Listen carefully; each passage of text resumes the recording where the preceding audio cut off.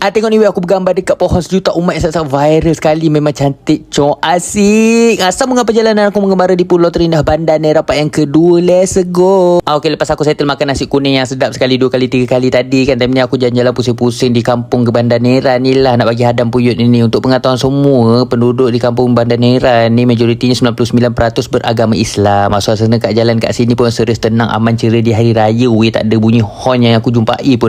Jumpa universiti lama lagi kat sini kecil je comel kan. Jalan kat sini pun aku puji memang cantik dan bersih sangat-sangat. Aku suka, tenang je bila berada kat sini tau. Okey lah, kita sambung lagi trip kapal petang tu. Kali ni kita orang akan bergerak untuk mandi, snorkeling, guling-guling dalam air pula. Air laut kat sini di bandar ni memang cantik dan tenang je weh. Tengok tu kan. Hui, mengharap sangat aku time ni rezeki dolphin loncat-loncat tepi-tepi ni weh, tapi tak keluar.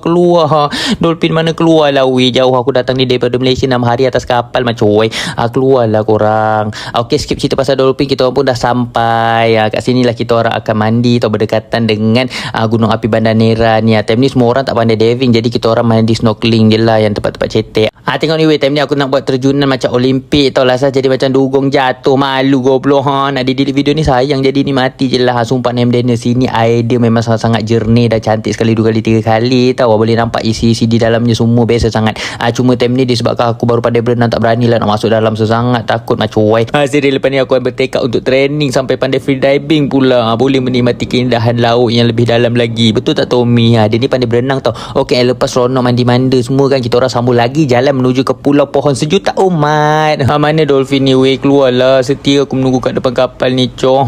Sehingga ajak kita orang dekat gua cantik ni. Awal-awal nak masuk dalam, tapi disebabkan air laut time ni ganas gila, marah kita orang tak tentu pasal, jadi just tumpah lalu je lah. Tak lama lepas tu sampai sudah kapal kita orang di Pulau Lontoir. Tengah tunggu kapal parking kejap. Dekat Pulau Lontoir ni ada satu tempat famous sekali 2 kali 3 kali untuk bergambar. Nama dia pohon sejuta umat. Kita orang pun jalan on the way ke sana lah. Padahal masa aku lalu kampung ni nak jumpa 10 orang pun susah. Mana datangnya sejuta umat. Jumpa dengan adik-adik tengah training nari-nari time ni. Malu cek. Pulau ni